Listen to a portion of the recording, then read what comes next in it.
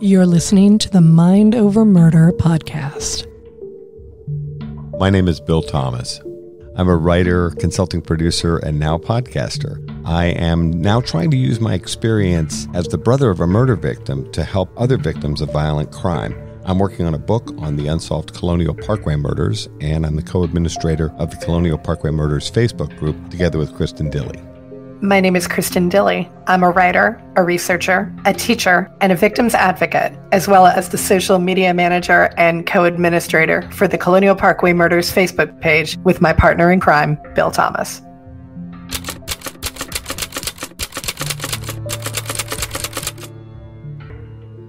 Welcome to Mind Over Murder. I'm Kristin Dilley. And I'm Bill Thomas. And we're joined today by author Kim Cross, here to talk about her book, In Light of All Darkness, Inside the Polly Klaas Kidnapping and the Search for America's Child. Kim, thank you so much for joining us today. Thanks so much for having me. Go ahead and start by talking to us a little bit about your professional and educational background. How did you get to be a writer? I was lucky in that I learned very early that I wanted to be a writer as early as high school. I started working for my local newspaper in high school at the suggestion of one of my high school teachers. Went to journalism school, graduated, went out and decided to become a business writer, covering the new economy for a magazine called Business 2.0 during the dot-com boom and bust. When the bust happened, I lost my job and I went back for a graduate degree that I didn't necessarily need, but wanted to work on a book, which I didn't get published. Wrote it all wrong, and then went briefly into newspapers, worked for the Times-Picayune in New Orleans, the St. Pete Times in Florida, and freelanced a little bit for other papers, and then fell backwards into someone else's dream job at Southern Living. I was a travel writer and editor at Southern Living, and I got to go and do things that other people do on vacation and write about them. But I was fraught because I felt like Cinderella's ugly sister gimping around in a glass slipper that didn't fit. And I really felt like I would have been happier as a war correspondent or something. So I was at Southern Living, living someone else's dream job, when the idea for my first book surfaced and this huge tornado outbreak hit Alabama among 21 other states. And I wrote a magazine piece about it. The magazine piece turned into a book. I quit my job to write the book and go freelance. And I've been freelance for 10 years now. Were you living down south at that point when you were working for Southern Living? I was living in Birmingham, Alabama, and I was hiding in my laundry room when the big tornado that was headed toward Tuscaloosa, where I went to school, was headed on track to hit our house. And it didn't hit our house, but like many people, I realized that could have been us. And in the wake of that, I saw how people respond to a tragedy with pretty beautiful things. And the name of that book is? What Stands in a Storm. Now, somehow you ended up getting from Alabama to where you are today, which is Boise, Idaho. How did that happen? This has nothing to do with true crime, but it has to do with mountain biking. My husband runs a statewide league that basically makes mountain biking an interscholastic sport for 1,500 kids in Idaho. He started the league in Alabama and then got recruited to Idaho to run the league here. And I'm a full-time author and freelance writer, but I have a side hustle as a mountain bike coach. And so I'm the head coach of my son's high school mountain bike team. And then I have a little coaching business on the side. That is awesome. And before we turn to your latest book, we were also having a little Admiration Society meetup regarding Catherine Kate Miles, who's a friend of ours and has been on the podcast. You two have a lot in common in terms of your interest in the outdoors, women's athletics, and extreme weather. You've both written books about extreme weather, which seems to be the topic of the day. And now you've both transitioned over into a true crime book. Correct. Kate Miles, huge shout out of love for Kate Miles. Our careers have had this very strange parallel. We've never actually met in person, but we have a lot of the same friends in the narrative world. And in fact, her book is on my shelf behind me. But yeah, she wrote about Superstorm Sandy, and I wrote about a tornado outbreak. I think she reached out and I blurbed her book. And then when this true crime book, when I started writing this, I saw that she had written Trailed. And I reached out to her and said sheepishly, "Hi, read your book. You did it really well. I like that, how respectful you were. This is a really hard and lonely place for me. I'm struggling with being in the true crime space," which is, for readers who don't know my work, I have never been a consumer writer of true crime and found myself very uncomfortable out of my element. So I reached out to Kate and said, can can we just talk? There are so many things that I'm agonizing over, and I feel like you might understand. And she said, sure. So as I was on a writing retreat, going through the throes of getting this manuscript on paper, she talked to me and counseled me and provided such a warm ear and an understanding heart to what I was going through. I think she knew better than just about anyone. And this is a very tough genre to try to get into because you have to put your heart and soul into it. And you are also dealing with some very uncomfortable material. My heart goes out to you for that. It is rough. How did you decide on the Polly Klaas case as being the subject of your first true crime book? First and probably last. Thank you. That's a great question. I like to say that my very best stories end up choosing me instead of the other way around. The Storm book chose me. This book chose me in that I happen to have access that no other journalist could get. And I happen to have the skill set that could bring the massive amount of data and information involved in this very complex case to life. So the access stems from the fact that I am married to the son of the FBI case agent who oversaw the Polly Klaas kidnapping. We've been married it'll be 20 years next week. The FBI case agent who solved this case and oversaw its huge complexity is my father-in-law. I had been married to his son for 15 years when it even occurred to me to write this book. And it only occurred to me because my husband said after my first book, you should think about telling the Polly Klaas story. You might be the only one who could do it. And I had never even thought about it, even though the Polly Klaas case is something like a sister-in-law. It is just part of our family DNA. When we gather with the Freyer family, there's not a gathering that occurs where the Polly Klaas name or case doesn't come up. It's just always there. It's part of his legacy. It's part of his life. And so at some point, I thought, okay, this isn't really my kind of story. My work tends to focus on something with a redemptive message. Often it's the beautiful things that come from our brokenness. And I didn't know if that existed in this case. It just, from what I knew about it, seemed like a really sad ending with lasting tragedy for the people who lost Polly. So I started doing my homework because I always report it out. The more I looked into it, the more I realized this case has a really amazing legacy in that it was a testing and proving ground for so many new forensic techniques within the FBI. One FBI agent told me that this case, quote, changed the way the FBI does business. I realized when I started interviewing the people involved in the case that many of them have been using this as a case study to train future generations of investigators based on what they learned. And they're still doing it 30 years later, even though technology has changed and the world has changed, social media, everything's different now. However, the case still remains that relevant today, that it is still being taught. My father-in-law, Eddie Freyer, still teaches it an average of once a month, and he has been for the past 30 years. So he has taught literally thousands and thousands of investigators. And so have other people who worked on this case. So I thought this really needs to be documented. And I wanted to write the book of record so that when they retire, the story lives on and continues teaching people as it has for 30 years. So the truth is, losing Polly is obviously a tragedy, but there are some positives and there is some sort of light at the end of the story in that some very good things came out of what started and remains a tragic situation. Exactly. Nothing will change the tragedy of Polly's death. Nothing can bring her back and nothing can make it less sad and horrible how she died. However, I don't like it when people say everything happens for a reason, because I think this didn't have to happen. This didn't happen for a reason. But I do like the idea that beautiful things come from our brokenness, and often, sometimes, in spite of things that happen horrifically, and sometimes even because of them, those lessons learned are used to produce transformative change in ways that echo and echo. And I do think that this is true here. This case has literally changed and saved lives. We do have listeners who doubtless will not be familiar with the Polly Klaas case. Can you give any of our listeners who have not heard of it just a brief rundown of what happened? And I realize it's asking a lot because it is a very complex case. Just in a nutshell, what happened to Polly Klaas? On October 1st, 1993, a 12-year-old girl was kidnapped from her bedroom during a sleepover with two friends by a man who was wielding a knife and walked into her house and took her. Her mom and sister were sleeping next door. It was a very rare stranger abduction from the house. And what happened is, at first, summarize. Okay. The 2-month investigation that followed was one of the largest manhunts in FBI history. 4,000 volunteers came out of the woodwork to help search for Polly. It was a huge outpouring of support from the community and really around the world, where people posted flyers and walked the fields and streams and mountains around Sonoma to look for her. And people really cared. They saw her as if she was their own child.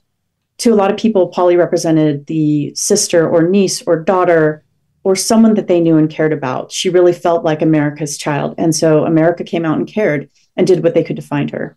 After 2 months of really no good leads, there was a break in the case that resulted because the investigators and the volunteers had this arrangement with the media. The media kept the story alive by writing about the volunteers when there were no new leads in the case to write about. And those stories generated public leads and tips. There were 60,000 tips from the public and 12,000 leads that investigators had to chase down in these 2 months. And most of them led to a dead end or a red herring. 2 months in, there was a woman named Dana Jaffe who was walking her property. It was a wooded property in the Sonoma Hills, and she stumbled upon some suspicious items that she might have just thought were trash. But she had seen the coverage of Polly's case, and she thought this has to be related. It made her remember that 2 months earlier, on the night of Polly's kidnapping, there was a trespasser who came on her property and got his car stuck. She called the authorities. Sheriffs came out and removed his car. At the time, they didn't know that there had been a kidnapping, and so they let him go. And that was, in fact, the kidnapper. That lead from Dana Jaffe, I wonder if Dana Jaffe would have made that connection if she hadn't seen the media response. So this case represented the perfect storm between the media collaborating with the investigators, collaborating with the volunteers, and they all came together in a way that I think solved the case. One quick observation. Sure. I would be willing to bet you a great lunch that she would not have moved forward with the information had there not been the media coverage. Kristin and I are both big believers in keeping stories alive, shining the media spotlight, using the media spotlight. People want to help. And the Polly Klaas case is a great example of that. Tell us a little bit more about the case. So when Dana Jaffe found the suspicious items, she brought it to the attention of the local sheriff's department. They contacted Petaluma PD and sent out a detective who had been in Polly's room on the night of the kidnapping. He had seen white ligatures that were on her floor that were used to bind her friends. Those ligatures looked exactly like the ligatures that were found on Dana Jaffe's property. So he thought immediately this has got to be connected. Because the trespasser had been stopped, they did a field incident report that captured his name. So finally, they had a suspect, and his name was Richard Allen Davis. They looked him up, and he had been recently paroled about a few months before Polly was kidnapped. He had been a serial offender with a history of violent crimes over almost his entire adult life. He had spent most of his adult life incarcerated, and he was out on parole. And because of a parole violation, they were able to arrest him. And they arrested him, brought him into custody. And that's where another series of really crazy things happened that go back to the media interest and participation from the public. He was incarcerated in Mendocino County Jail in isolation, unable to see any media reports, when the media released news of a palm print that was found in Polly's bedroom that matched his palm print from a previous arrest. And so this was news in the paper, but he didn't know about it. Someone who he had worked for when he was out of prison, he was a sheet metal worker, and he had worked for a guy named Marvin White, who saw Davis's picture on the news, saw the palm print news, and said, I wonder if I could go and convince him to lead them to Polly. So Marvin White gets in his car and drives up to Mendocino he lived on the peninsula in San Francisco, and he asked to see Richard Allen Davis. Interestingly, Davis had not heard the news of the print match. Marvin White goes in and informs him, and then Davis doesn't react, and he just nods, but he knows that they have him. Right after that, Marvin White leaves, and a detective and an FBI agent go in to take his palm prints because they needed a fresh set of prints. He had invoked his Miranda rights, so they were not allowed to question him at all about the case. But in a rare exception to the Miranda right law, which means you can't ask a suspect anything about the case, you can talk to them about the weather and about other things. And one of the detectives said, hey, right now it's just a kidnapping. And if she's alive, you might want to think about talking some more. So if you want to talk, have them call me. They leave and Davis thinks about it. And then he calls and asks to speak to the detective. And he invoked his Miranda rights, but there was an exception to it. In reaching out to the investigators, he basically waived his Miranda rights, did so on paper, signed a form that said, I waive my rights. And he confessed to the murder of Polly Klaas and told them he would lead them to her body, which he did. And then they brought her home. That was probably oversimplified, the body part, but he led them to her body. And if he hadn't, I wonder if they ever would have found her. Based on your description of where they found her, it doesn't seem terribly likely that they would have without that help. It is a massively complex case. And thank you for that summary, because I know that there are going to be people out there who don't remember it. The case, as you said, is 30 years old. There are a couple of things about Polly's kidnapping that are very interesting. And one of those things is that it is pretty rare for a stranger kidnapping to take place. I know that facts and statistics change over time. Probably getting into those is something that we're going to steer away from. But what can you speak to about stranger abductions and kidnapping in general? Kidnappings in general are pretty rare. Usually missing children are runaways or parental abduction cases where there might be a custody struggle.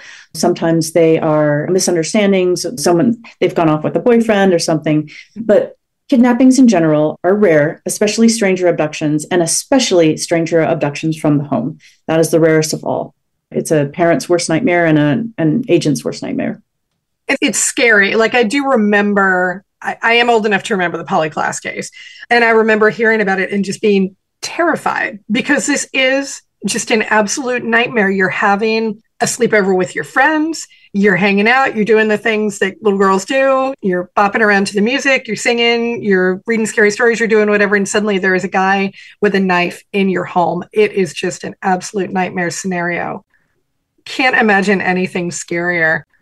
You did a wonderful job in this book with painting Polly as a whole person with a complex life, and painting to her friends who had to deal with this. And I'll tell you, before I read your book, I hadn't given a lot of thought to the fact that there were two probably very terrified young ladies who witnessed this and then had to deal with this.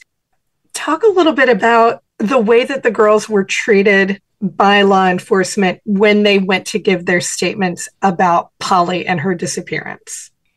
Great question. Initially, when Kate and Jillian were first interviewed by police, they seemed a little bit preternaturally calm. They weren't acting like what investigators thought witnesses should act like after their best friend has just been kidnapped by a scary guy who walked into the house with a knife.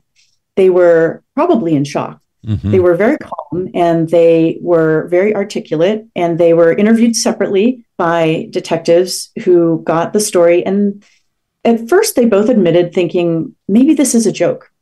Polly was a wonderful actress and a very avid prankster. The girls loved pranking each other. If you're in junior high, you remember what it was like to do prank calls and play jokes on your friends. So pranking was a big thing. That's what they did at slumber parties. And there was a slumber party something like the week before, and they had read scary stories. Mm-hmm. Scary stories, and they had someone's little brother come and knock on the door at the spookiest moment possible to have the effect. This is just what they did. When Kate and Jillian and Polly were sitting in a room playing a board game, when this man dressed in black comes in with a knife and says, "Don't scream or I'll slit your throats." And he made them lie down on the ground. He put pillowcases over their heads, and then he gagged them, first with kind of a white silky cloth and then with what felt like electrical cord, and then bound their hands behind their backs. And then he took Polly away. Kate and Jillian were thinking, this is a joke. This is a really good one at first. And then they thought, at first he didn't seem that scary to him. He looks normal, they said in their interviews. And so they thought, this is probably a joke. I think Jillian even giggled. And then when he took Polly, he told them to count to 1,000, and that when they reached 1,000, she would be back. But she never came back. And at some point, they untied each other and ran into the next room and woke up Polly's mother and said, this is not a joke. Going back to your question, when they were interviewed, they were very calm, very articulate. They recounted almost identically what happened, but there were two minor inconsistencies. One was that one of them had remembered a neon yellow headband, like a bandana, tied around the perpetrator's head. The other one did not remember this. And then the one who didn't remember the headband remembered a slamming screen door, but the door on the front door, the screen door was propped open by 2 bikes and could not have slammed shut. So investigators really looked at these inconsistencies as possible evidence that they were telling a story. They had a lot of skepticism at the beginning, and I think the skepticism was pretty much all around because also Petaluma was a town where this sort of thing didn't happen. It had 1 murder a year, and it was a little quiet town where people moved so their kids would have safe childhoods. So a lot of them had grown up there, and they thought, this doesn't happen in Petaluma. This is my town. And they either didn't believe, or some of them even admitted maybe we didn't want to believe that this was true. So there was a lot of skepticism, and the girls were interviewed repeatedly. And repeatedly, with every subsequent interview, the interviews went less from interview to and more towards interrogation. By, I think, the 3rd interrogation, they were grilled with the same tools that investigators would have used for a criminal. And it was pretty harsh, and it scared them, and it upset them, understandably, and it was very traumatic. So there were lasting trauma effects from this that still exist to this day, understandably. And also, some of the investigators themselves were traumatized because they were forced to play the bad cop role when they didn't want to do it. So one of the things that was learned was that children should not be treated this way. Children can't be interviewed and interrogated like adults. And back at that time, there wasn't any special training for child and adolescent interviews, and they just tools that they had. Since then, there's now a specialist called the Child and Adolescent Forensic Investigator. They are trained in gently interviewing children, especially witnesses or victims, in a way that hopefully does not incur additional trauma on top of what they've already been through from the crime. So that was one of the major changes and lessons learned that came from this case.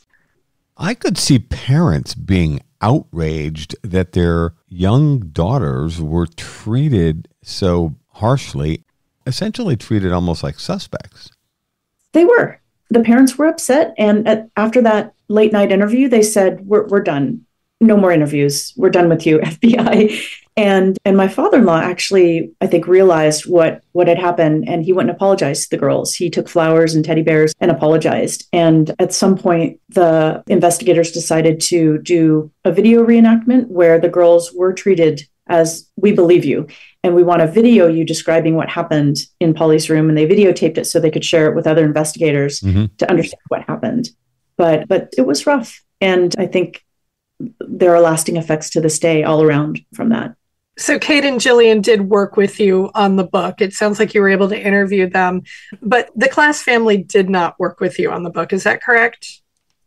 Correct. So let me start with Kate and Jillian. I reached out to Kate and Jillian after I felt I had learned as much as I could learn from the documents and the primary sources and the interviews with investigators.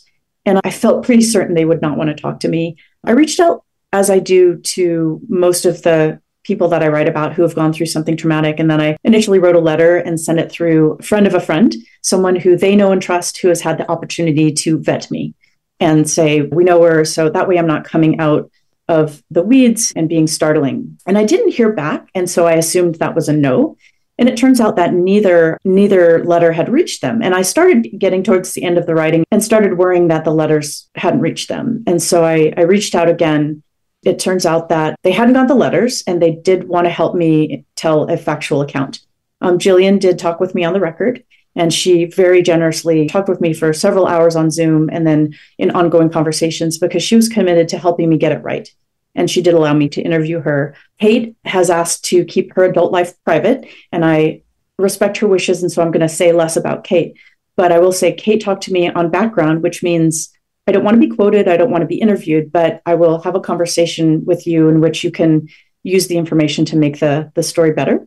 She really, through our conversations, helped me write with greater sensitivity and nuance to some things that I might not have been aware of on my own. And to both of them, I'm really grateful. I did something that I don't normally do, in that I let Jillian review the chapters in which she was present, because you don't want people to rewrite them. And she didn't try to rewrite anything, but she did catch a couple of really minor errors. And I wanted her to be comfortable with what was being written. And I wanted her to help me get it as accurate as possible. So I was really grateful on both counts to them. Polly's family declined to speak with me. When I started working on this book 7 years ago, I reached out to Eve in an email through my father-in-law. I think he forwarded my email to her. And she very politely declined and said, I can't help you. This is still just too painful, but I wish you the best of luck. And then I reached out to Mark around the same time, and I didn't hear back. I had met him at a Klaas Kids event where we had our son fingerprinted, and Eddie, my husband, introduced himself as Eddie Jr.'s son, and we tried to go out to dinner. Plans fell through, and so we didn't really get to know each other. I reached out again by email closer to the time as the book was being written, and he didn't respond. So I just figured I would respect his privacy and not push further. Now, Mark's done a lot of very interesting things as an advocate since losing Polly. Can you talk a little bit about that, just in general terms? He's really been pretty amazing in the years since. He has. He's been a wonderful spokesperson and advocate for child safety, everything from lobbying for laws that affect child safety to supporting the parents of kidnapped children. Whenever a child is kidnapped, he's usually one of the first to arrive and try to be there for the parents, because no one can really understand what they're going through like someone who's been through it themselves.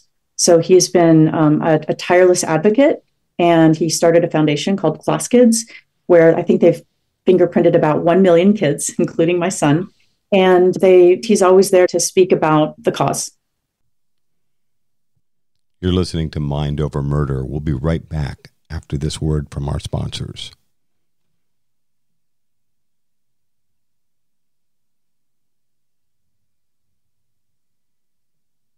We're back here at Mind Over Murder.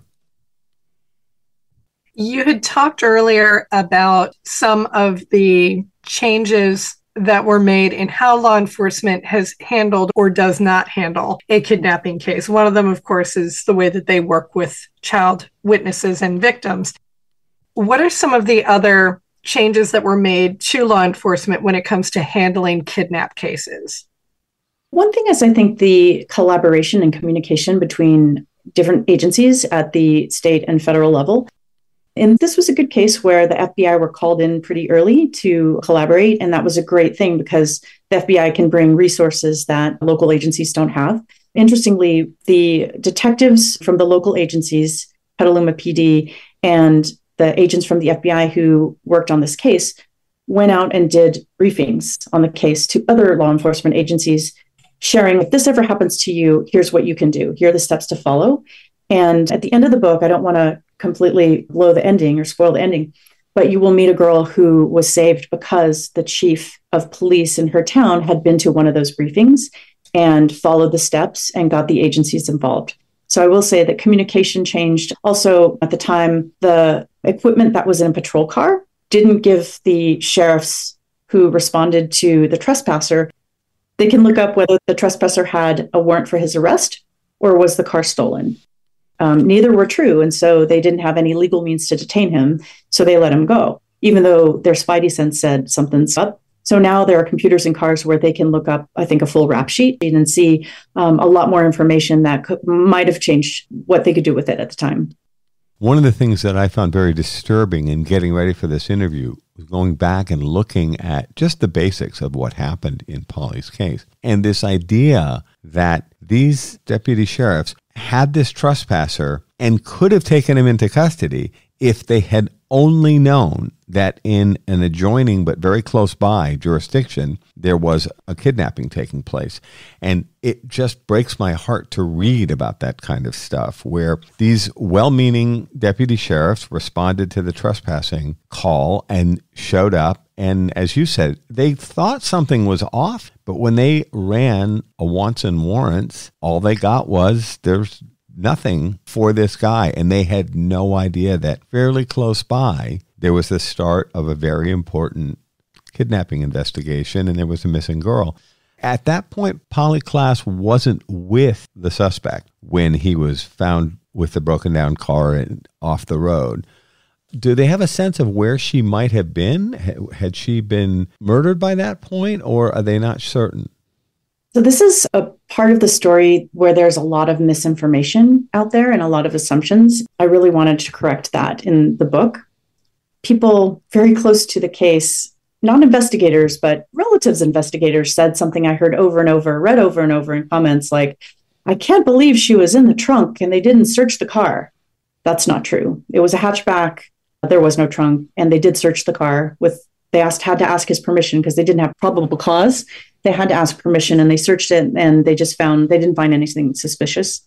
He later said in the confession or the admission that she was up on the hillside waiting, and that when the deputies escorted him off of the property, she was just there waiting, and that he came back and got her. This is a point of speculation that people will argue about still, and we will probably never know for sure. That spot on the hill is where Dana Jaffe found the suspicious items, and those items were ligatures that matched the ones used to bind Kate and Jillian's wrists, and some red tights, children's red tights that were tied in a knot with some hair in it, and a men's black sweatshirt. Different people believe different things about whether or not she was alive.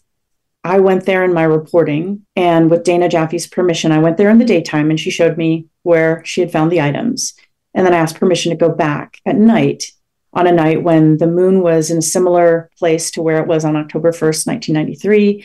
I went back at about the same time, and I stood there in that spot with my car parked in the position that the sheriff's deputies' cars were parked in the photos of recreating that night. And I left the car running. As their cars were running, their headlights were on, because I wanted to know how loud was it, how bright was it.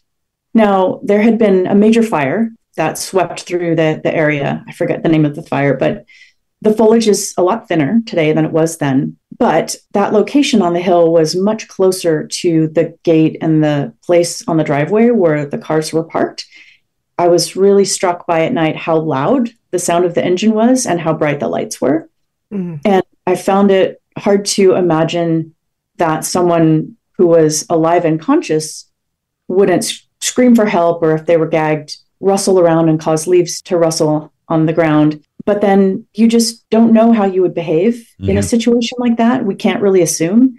I went to a talk with Elizabeth Smart, who was asked, they paraded you around in public, why didn't you scream? And she said, I was just brainwashed to the point where I was raised to do what adults told me to, and I didn't. If that could be true, it's possible that Polly was alive and didn't scream. But just knowing that she was a pretty spunky kid and her dad raised her to be pretty alert, I had a hard time imagining that she could have been alert at that moment and not alerted the deputies being that close. And Davis maintains to this day that she was alive.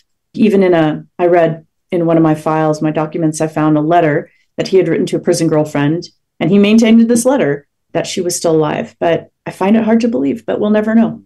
What would you say the distance would be roughly from the place where Polly was supposed to have been left and where the police had pulled over?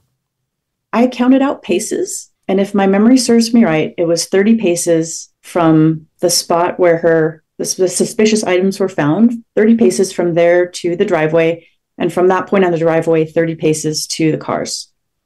Not very far.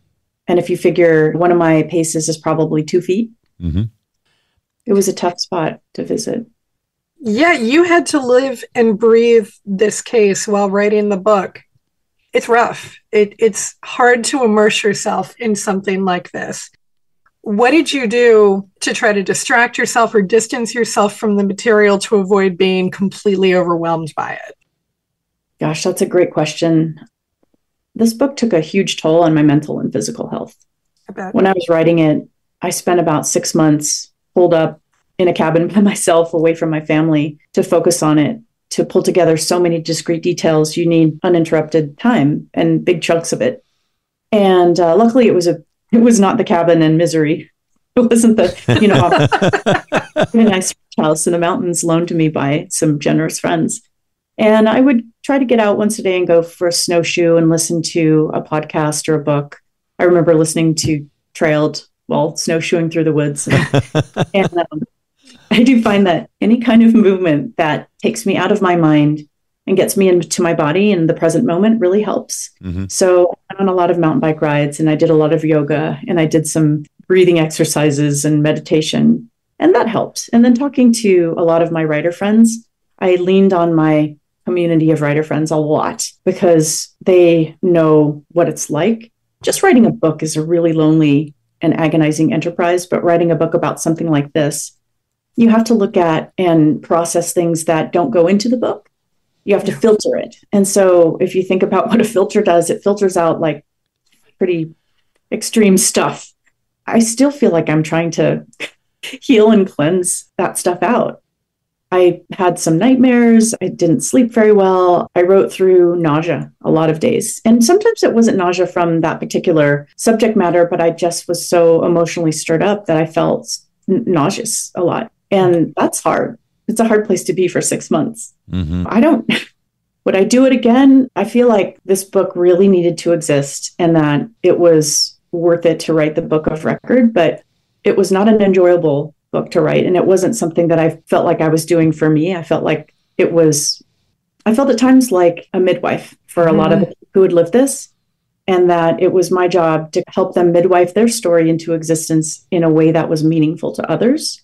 Because of that meaning and that service to others, there could be healing and some sort of processing that leads to something like closure.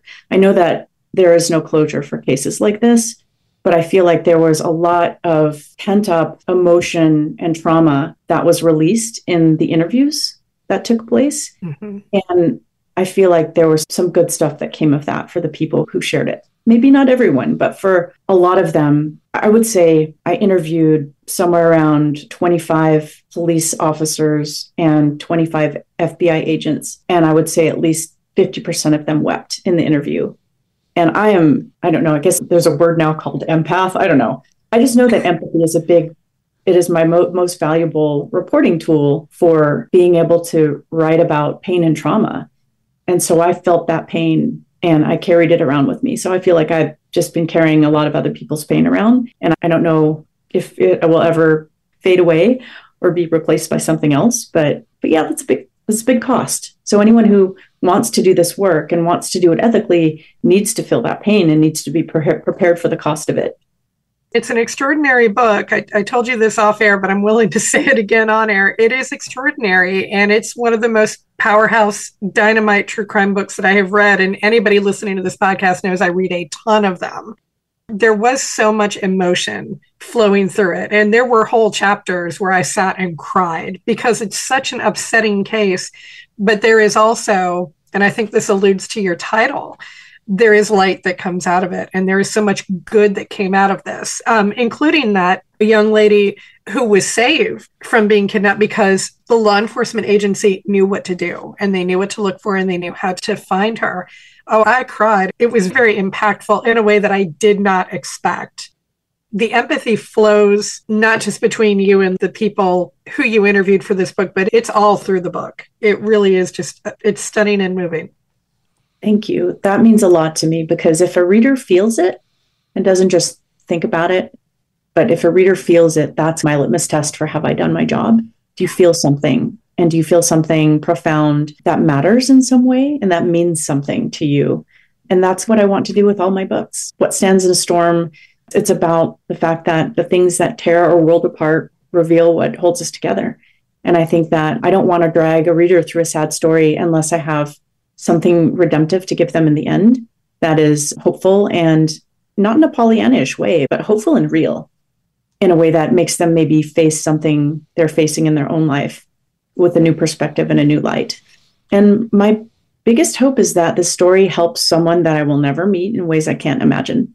My hope is that of the thousands of investigators who have been taught by this case study in a class, that there will be more people, investigators and just everyday readers, who might learn something that is helpful to them or someone else from this huge thing that happened, because there are beautiful moments in this tragedy. And most of all, it's that people can weather the unthinkable and lift each other up. And it's those acts of kindness and empathy that kind of make life endurable. Life has horrible things to throw at us, but the belief that, again, beautiful things come from our brokenness, I think that is a hopeful message that I would like to be at the center of all of my work. Will your husband and father-in-law be toasting you or apologizing to you this Thanksgiving? I don't know. No, I think they feel good about it. One thing I wanted to say about my father-in-law, this book would not have happened without him. And to his credit, he did not exert or try to exert any editorial control at all over the book. He opened the doors that would have been slammed shut for any other journalist and basically just let me do my job. And I did let him review the book, and he did not try to make any changes other than one error. Oh, this thing, it didn't happen that day. It happened this other day. That is a wonderful thing that I think I'm so grateful for, because I really worried that this book, that I worried about criticisms of propaganda or being biased. And I really worked hard to fact check everyone equally, including my father-in-law. And interestingly, when I first pitched the book, I imagined that he was going to be the central character, like in the hero's journey. And so much of the book is based not just on interviews, but underneath the interviews, a layer of access to primary source documents that were generated in 1993, where dialogue and facts and details were recounted very close to the actual event itself. When you're interviewing people 30 years later, their memory just doesn't have that kind of detail or that kind of accuracy. And as I'm going through these primary source documents, and starting to write the book, I realized that other characters got a lot more airtime than Eddie. And I felt really bad about that, because I thought he's the only one who saw over every silo. He was like the Wizard of Oz behind the curtain, knowing what's going on, pulling the levers. But then it was the people who were doing the actual interviews and writing the reports and leaving the paper trail who got airtime. And so I felt really awkward about that. And I remember having to sheepishly talk to my mother-in-law, Sue, who's wonderful, and be like, do you think he's going to be upset about this? Writing the book is not about pleasing other people, but as a daughter-in-law, I didn't want him to be disappointed. And she said no, and he said no. But yeah, because of that access, I got to see things that are not even part of the public record for journalists to FOIA. Like most FOIAs can't even get you federal documents. Oh, we know. Yes. Yeah, it was an interesting kind of dynamic within this case. Kim, you had said before we started this interview that you figured this was going to be your last true crime book, first and last. You really don't want to dig into this again? This is it for you? This hurt so bad. I'm still not feeling well after this. I'm still clawing my way back to normal. It was so costly for me that I don't think I want to. I've already turned down a book and a podcast. I don't know. It would have to be the right kind of thing that I felt like if I don't do this, it won't get done, and that'll be a travesty. And that's how I felt about this book, is if I don't write this, I don't know if anyone else can, because of the skills and the access, that combination. Yes, other people have the skills, but yeah, I don't know. Please. I want to staunch the flow of offers to write the next true crime story. I would like to write about fishing. Let me put it out to the universe. Fishing and river trips. Okay, the fishing doesn't necessarily have a happy ending for the fish. Well, catch and release, that is true. Then they get to go home and tell their friends, this crazy thing happened to me, and I'm living to tell the tale. I don't want to jump to any conclusions about how the fishing story ends. The book is called In Light of All Darkness, Inside the Polly Klaas Kidnapping and the Search for America's Child, out on October the 3rd. Kim, thank you for joining us, and really more importantly, thank you for writing the book. It's amazing. Thank you so much. Thank you for getting it. And if you want to talk to Eddie, he's happy to talk with you. You might not need to, but just know he's willing, and the Polly Klaas Foundation is willing too. Oh, excellent. We would love to talk to them. Yeah. Thank you so much for joining us for this episode of Mind Over Murder. We'll see you next time.